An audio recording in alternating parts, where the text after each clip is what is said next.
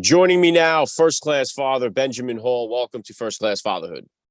Alec, what a pleasure to be with you today. It's an honor to have you here. Let's start it like this. How many kids do you have? How old are they? Well, I've got three young daughters. They're 3, 5, and 7. And I know that you got your girl on the 4th. I wonder if we might get our boy on the 4th. We'll find out. Yeah, we were praying for a girl. We got a girl. If not, we would have definitely went for that 5th one to try one more. But we got her, and that was she definitely completed the family for us. So I wish you luck on that endeavor there. But I'll tell you, I love being a girl dad. Having her, I couldn't imagine my life without her now. So she definitely completes our family. Yeah, no, for me as well. And to be honest, if I got another girl now, I'm so in love with the first 3. So be it. Bring on another one. Yeah. At least you feel like you got your finger on the pulse of what you're doing over there too, so you've had the girls before. I hope so. Well, if you could, Ben, please just take a second here to hit my listeners about your background and what you do. Well, I'm the State Department correspondent for Fox News. Last year, I was in Ukraine covering the war, and my team was attacked by Russian artillery. Of the 5 people in the car, I was the only one to survive. I was badly injured. I lost a leg, a foot, shrapnel across the eye and the body, are badly burnt. And so the last year and a half has really been about getting over that. It's been about recovering. It's about coming back to my family. It's about, in many ways, really understanding what life is about in a way that I didn't before. And I think it's important to talk about what happened that day when we were attacked, which was when the first shell hit nearby and we were quickly trying to get out of the car and get out. The second shell hit and I blacked out, and I got a shrapnel in my face and in my neck, and I was totally blacked out. And I know I was very close to death at that point. And I saw my daughter. I saw my eldest daughter came to me in the middle of nowhere, and there she was in front of me, a girl, my daughter called Honor, and she just said to me, "Daddy, you've got to get out of the car. You've got to get out of the car." And I came to. My eyes opened, and without thinking, listening to her words, I reached for the door, I got out of the car, and then the next second, the last shell hit the car itself. And so I know that I was saved by my family that day. They gave me that extra strength to get out of the car. They brought me back. Whether God sent them to me to find that strength, I'm not sure, but they saved me. They got me out of the car. And I was sitting there very badly injured, bleeding badly. My cameraman was next to me. He passed away a few minutes later, but all I could think of was, how am I getting home to my family? How am I getting home to my children? No matter what it takes, I am crawling home. And I started to crawl at some point. It was 40 minutes before we were found, very badly injured and a lot of pain at that point. And one strength kept me going, and that was my family and getting home. And that's what got me through the recovery as well. Every single day while I learned to walk, while I was healed up, family. And that's why it's been such a pleasure to have been asked to be on your podcast, because everyone asks about the attack and what happened. But for me, what I take out of this, the last year and a half, it's about family and realizing just how important they are. Very well said. And yeah, I've heard you tell the story. I know you've been making the rounds. You've been telling this quite a bit. And obviously you documented in the book, Saved, a war reporter's mission to make it home. But that's the truth. And I think we get so caught up in life and we worry about all these things. We worry about our bills, we worry about our jobs and the house payment, the car payment. We stress about so many things in life that when it comes down to it, like in that moment, you weren't thinking about the car payment when the bombs were going off. When you were trapped in the car, you didn't think about the mortgage payment. What you thought about was the only thing that truly matters in that moment, and that is your family. And it's and to be honest with you, even thinking, I think becoming a dad really, it puts a lot of the highlight on your own mortality for one. And for me, I think the fear of death or the thought about death, what bothers me about it the most is the thought that my daughter won't have me in her life. And that's what drives me crazy about it. Not so much that I would die and not be here. It's the fact that she would be in this world alone. My sons would be in this world alone. And I don't want to see that happen until I know that they're set, they're on their way, and they're ready to go. So it's about hopefully getting them to that point where I could feel like, a little bit more confident about my own life journey.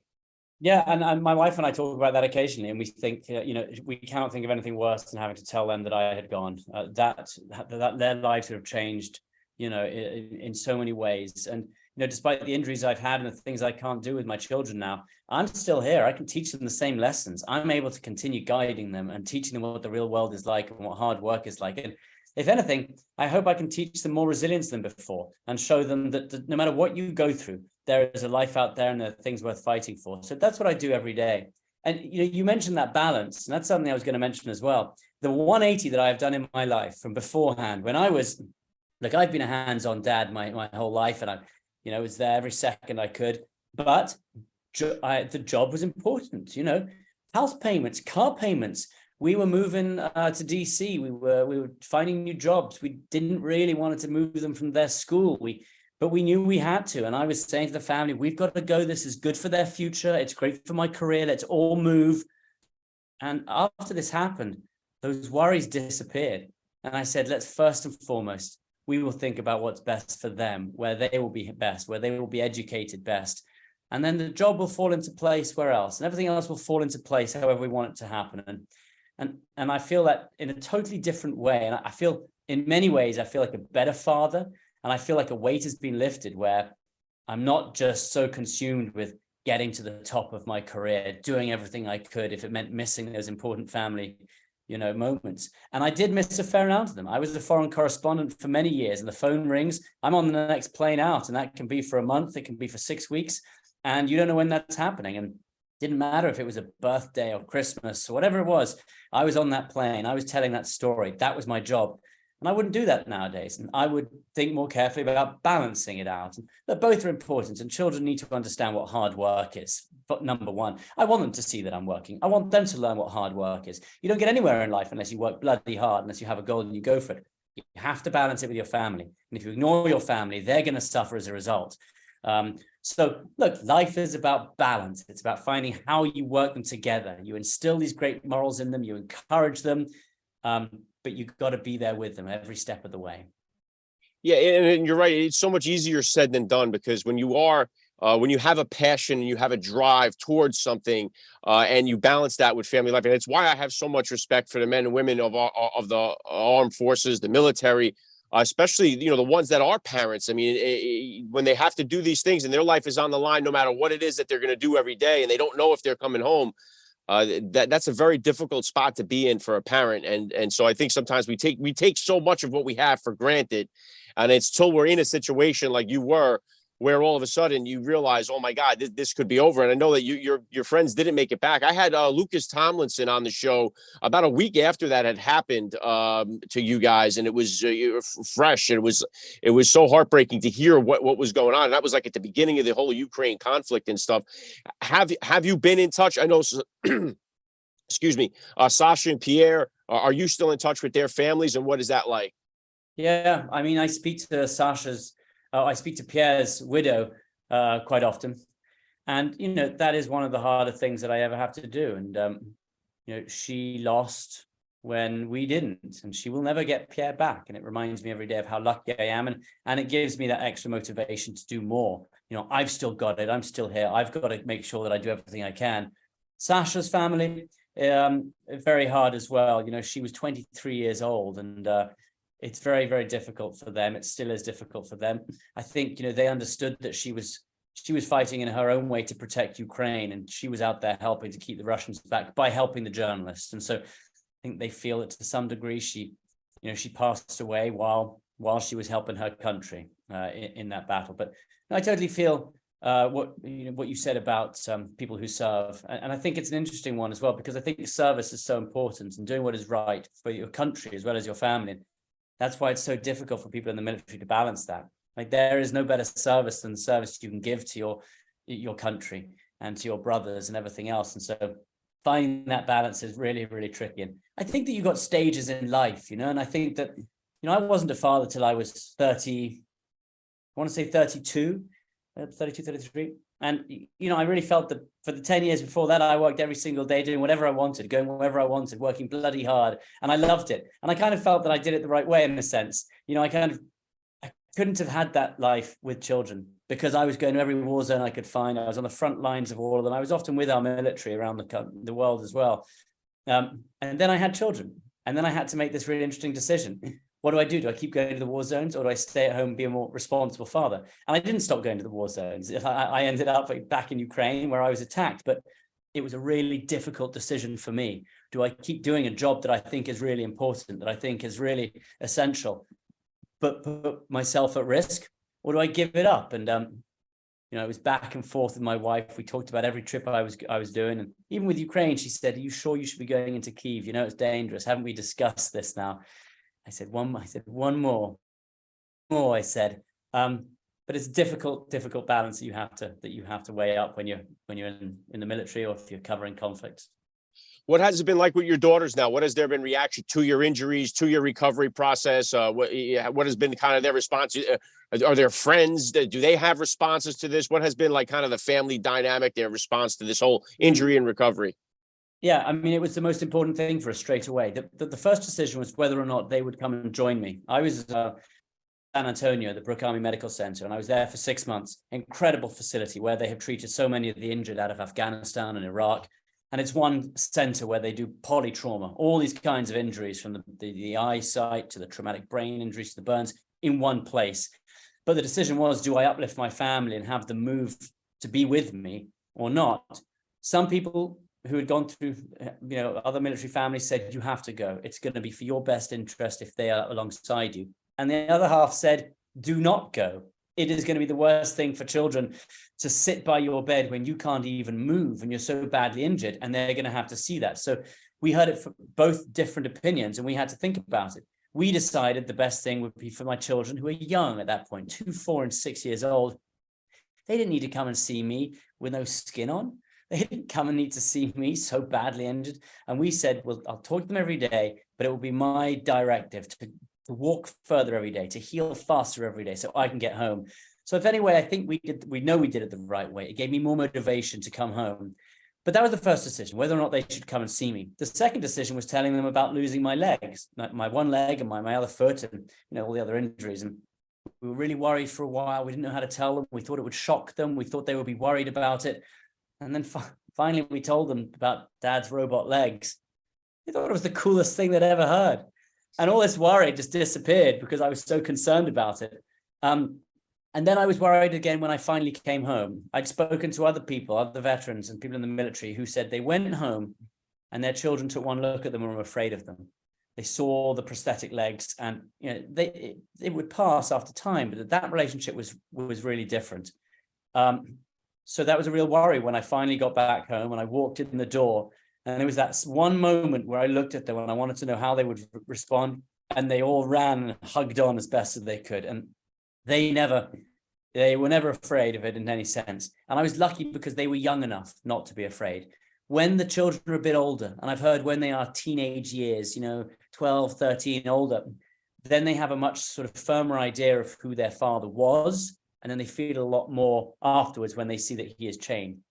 So I came home, and that was always difficult to introduce them to my new self, my injuries, but also we didn't want to hide it from them.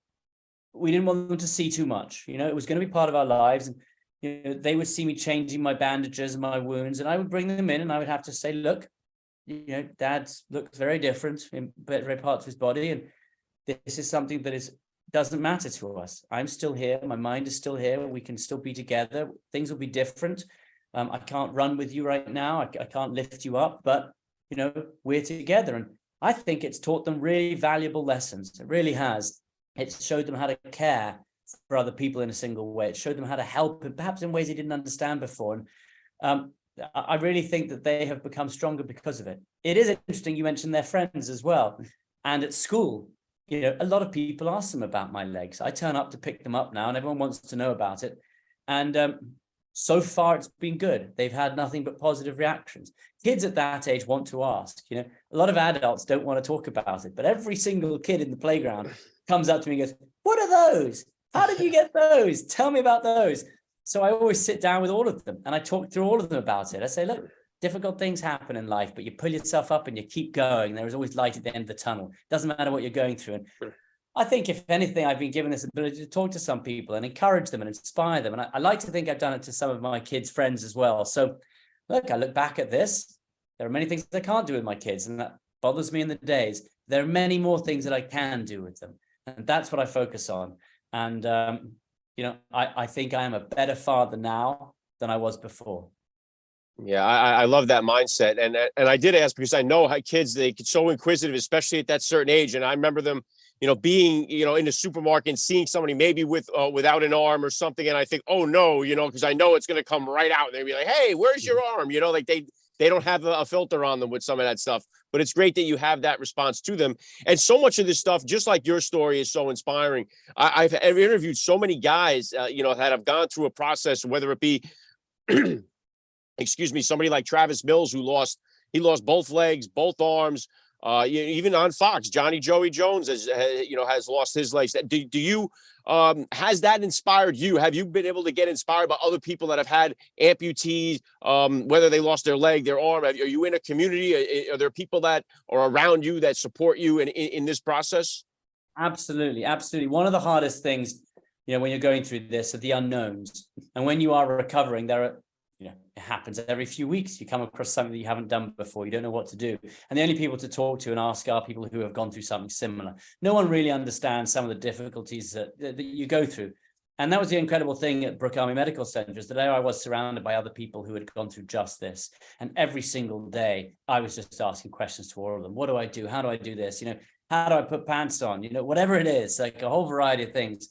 And they are always there. And look, I think you have to be in a brotherhood, and you've got to be in a brotherhood that can tell jokes about it, can laugh about it. A few other people can do that, and I think between ourselves, we can do. So no, I like that a lot. I saw Triple J, a couple months ago. We were joking about, we had half a foot between us, and you've got to keep that up. So no, it's a great group of people. It really is, because they push through. And look, it's worth saying that some, like myself, have come out of this really well. And, we found extra strength, we pushed through, but there are others who don't.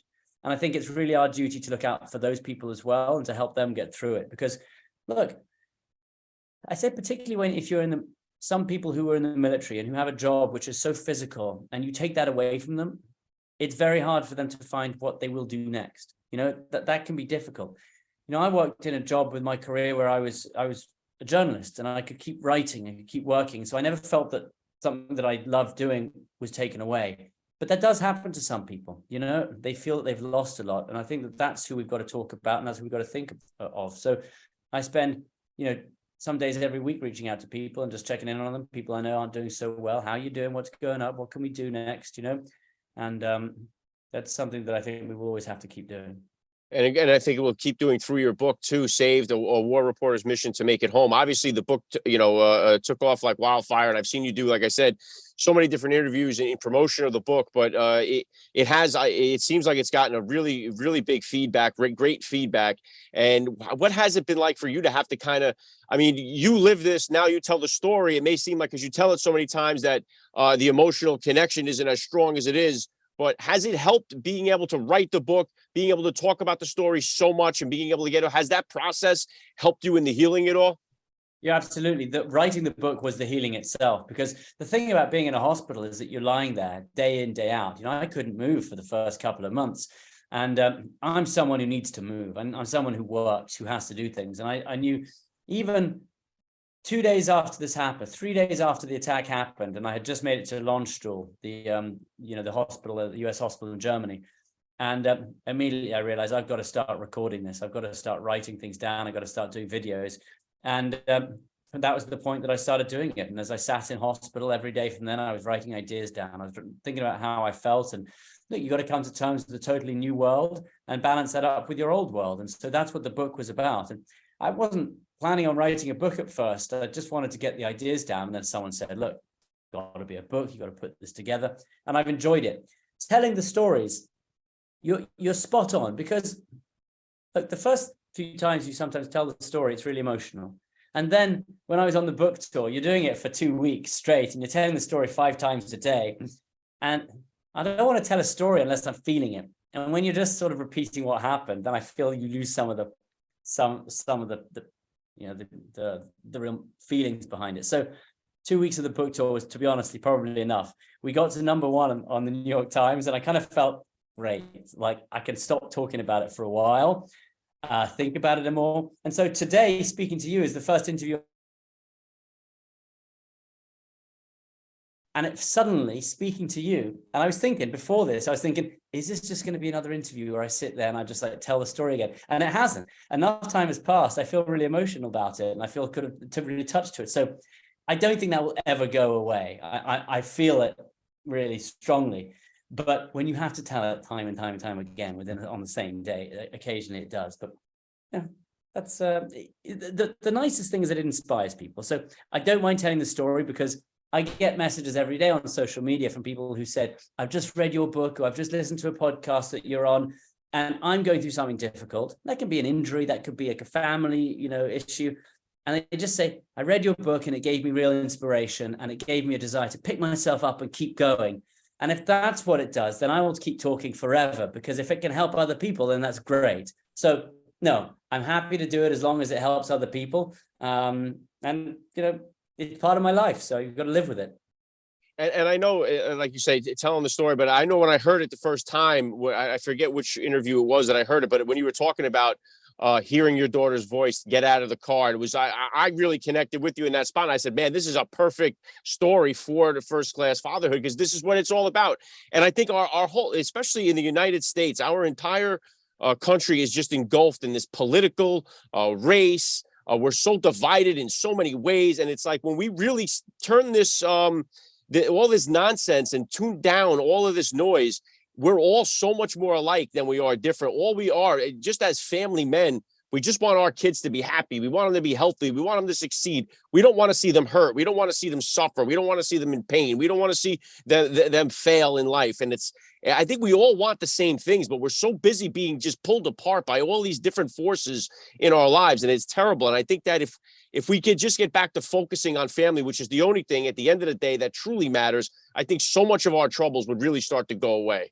Absolutely. And, I would have said that, look, we are all united in one common thing, and that is absolute family. You've got parents and you've got children. But, and I don't want to veer into the political here, but the stories you hear about people struggling with identity, that's actually attacking family. I always thought, well, everyone could just go back to family because that's something we all share and we can all unite. But I get really worried now that some people are trying to interfere in what identity is or what education is or what they're teaching my children. The very few things that I thought could never be touched, like that's the strongest thing, is what we do. We work hard, we stick strong as a family, and I'm worried now that some of those things are suddenly being slowly, ebbing away. But that's why I think it's so important to talk openly about how important it is, and why it's the only thing that we can keep fighting for. So no, family is a number one. It always must be. And I do think that underneath all the politics, just helping people is something that we can all share. And I learned that through this. It wasn't what happened to me that I remember most. It was the people who came to help me. Dozens of people, hundreds of people, all the doctors, the nurses, the physios, the soldiers who came to get me, those people put their own lives on hold to come and rescue and save me and put me back together. And I feel that so strongly that that's something else that could unite all of us underneath politics. Help each other. Teach your children to help out other people. It makes for a stronger society, a stronger community. And if we can do that, if we can all do that, I know that we can put aside some of the, the nonsense that we keep talking about on politics. But that's got to lead us. That's got to be the number one thing. And you're right. Now on the political front, there is a very big Marxist agenda that's been ripping the nuclear family apart. There's no doubt about that. That has been going on for a long time and almost mission accomplished here. You see it going on all over the country, that fathers are no longer in the home. The nuclear family has been broken down. And that didn't happen by accident. That all happened by design. And once you remove the family from the society and then you take God out of it, the whole thing falls apart. You don't need to fire a shot to destroy America. We're seeing it happen because of those two things. The father being removed and the Heavenly Father taken out of society. Those two things are crippling our country. And it's the reason why I'm such a big advocate for fatherhood. And just when you hear all these guys that have accomplished so much in their life talk about the things that truly only matter to them, I pray to God it'll inspire these younger men, younger dads, younger generation to say, hey, you know what? Look, I thought this guy was great because he won a Super Bowl MVP, but listen to him talk about being a dad. Boy, that's really something. And I pray that will inspire them to do that. Yeah, and I think that's what parenting is also about now. I don't think you can just assume that that children are going to go out of there and learn these nuclear family values themselves, we have to be really involved in it. We've really got to be careful with where they see things, the online social media. Like, unfortunately, now we have to be extra vigilant about what's out there and what they're learning. And we got to prevent them learning, all of the negative stuff that's now coming out. And so that's why I think parenting is perhaps more important now than it ever has been. There are so many more distractions in life than there were before that children can disappear down, that we need to be really focused on that. And so we have a really important role to play. And look, I also think that my wife, I have to talk about my wife all the time. I've gone off and worked. She has run our family, and she's taken care of the kids. And for me, and for both of us, that's been a really important part of our relationship. That's what I wanted in a marriage. I wanted someone who was there all the time to look at the children, make sure they were fine. And we've got a very typical traditional family like that. And I wouldn't have it any other way. But even that is very different and changing in the world today. But for us, that's something that we felt was important. And it's looked down upon, to be honest, because my wife did the same thing, stayed home with the kids while I was working, hustling different jobs, and it gets looked down upon. For some reason, it's like we call it stay-at-home moms, and it's like that's all that you do. And it's before that was just being a mom, that was what we considered it. It wasn't like, oh, that's all you do. That's the most important thing that they can do, we can do as parents is raise our children. So I don't know how that all got. She got it from her side, from her friends. I would hear it from my friends on work. Oh, what, your wife just stays home? It's like, it's unbelievable how warped the thinking has got towards it. And we are, again, in a position where so many families have to have both the father and the mother working full time. No one's home with the kids. The state is raising the kids, or the daycare is raising the kids. And that's created more problems as well in the country. Yeah. And look, there are real economic, questions that have to be asked. Look, it's difficult to sometimes provide for 3 young children, but I honestly think that, look, sometimes it requires a bit of change. Where you live, you have to sometimes adapt to find that perfect family value. And if it means sacrificing one thing to get that, then that's something that I certainly would do. But look, sometimes I see my wife, now that I'm at home or while I'm recovering, I see what she does all day with 3 children. I think, goodness. Yeah, you get a whole new respect. That's a lot harder than I thought it was. So she's doing it all day. But yeah. Well, your first Father's Day, I would imagine you were still in the thick of the recovery process and the whole thing. Now you got Father's Day where you are home and you're with the girls again. So what was your first Father's Day kind of like? What was that like after the attack? And what is your plans for this Father's Day? Goodness, you've put me on the spot.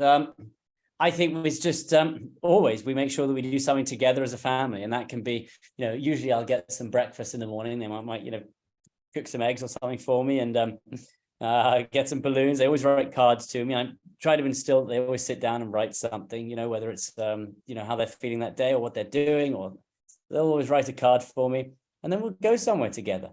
Just a time to be together. That's about it. We don't do gifts for Father's Day. But looking forward to the next one. Looking forward to all of them, I suppose. You know what I get? I get it, and I'm holding one right now. This Pilot G2 pen is my favorite pen on the market. I always get a ton of these for Father's Day, and it keeps me for the whole year. So that's usually my gift that I get. I love these things. I go through them like hotcakes. So, what is the plan that's next for you here? I know you're back to work. What are you working on? Any projects right now? Goals? What's coming up for you? Yeah, quite a few at the moment. At the moment I'm still having operations, so I have to balance it between operations. So I had an eye operation a few days ago, and I'm not supposed to move too much for a couple of weeks. And then I've got a foot operation. They're going to cut off some more of my foot. So, I can work for about a month, and then I have to go back and be in hospital for about a month. So that's still going on for probably the next year. But what I really wanted to do, and I've been talking to Fox about, is a series on people who bring people together, who bring communities together. I've spent my whole career talking about war, conflict, geopolitics. And actually what I'm so inspired to do is tell incredible stories. And you look around some of the big news stories across the US, and you look at small communities, and there are sometimes these incredible leaders who go out and they pull the community together. I want to go tell those stories, uplifting stories of people who bring people together again, rather than stories of people who are, who take things apart. So that's one of the things I want to focus on at the moment. A series of interviews as well, podcast, write another book. I've got a children's book that I want to write, which I'm writing with my children at the moment. So lots of things. Look, I went through something really difficult, but the way I see life is if there are things open up windows of opportunity, and I've got a number of things that I can do at the moment I couldn't have done before, and I want to do all of them, and I want to do them with my kids, and I want to take the advantage when you've got it. And so keep working. There's nothing worse than not working or not doing anything. So I want to find that balance and embrace it, and hopefully try and tell some really positive stories rather than some of the negative stories that I've spent my whole career generally focusing on. Yeah, I love the mindset. Please keep that. It's so needed in our world right now. And I know you say you get the messages from people who you've inspired through your book, but there's no telling how many people there actually are that are out there that aren't reaching out, that you really touched and have inspired by your story. So keep telling it, keep doing what you're doing. And the last thing I want to hit you with here, I love to ask all the dads I get on the podcast, what kind of advice do you have for that brand new dad or for that about to be father who's out there listening?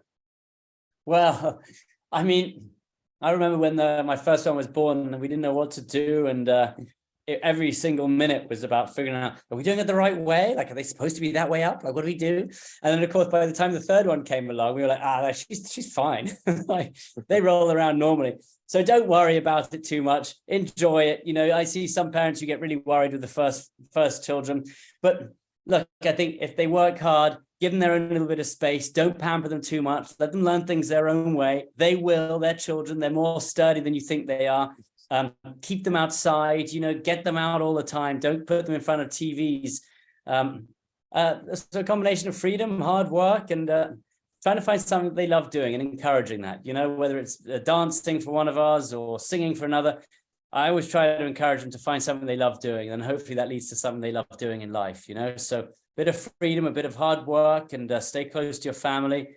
Try and enjoy it as much as you can. And you know what? It does get tricky. It gets tricky for all of us. Take a deep breath, take a step back. Just realize that nothing good happens without hard work and going through difficult times. And that's fine. It's no problem if things are hard. You know, it'll be better the next day. You fall off your horse, you pick yourself up, you keep doing it, and you enjoy every little bit as you find it. You know, there's beauty to be found even in the hardest things. And I've found that myself. And I think parents can discover that too. Yeah, very well said. I love the message. Saved, a war reporter's mission to make it home. New York Times bestselling book. Link is in the description of today's podcast episode. Benjamin Hall, it's been an honor to have you on the show. Thank you for giving me a few minutes of your time here on First Class Fatherhood. What a pleasure to meet you, Alec. What a pleasure. Speak to you later.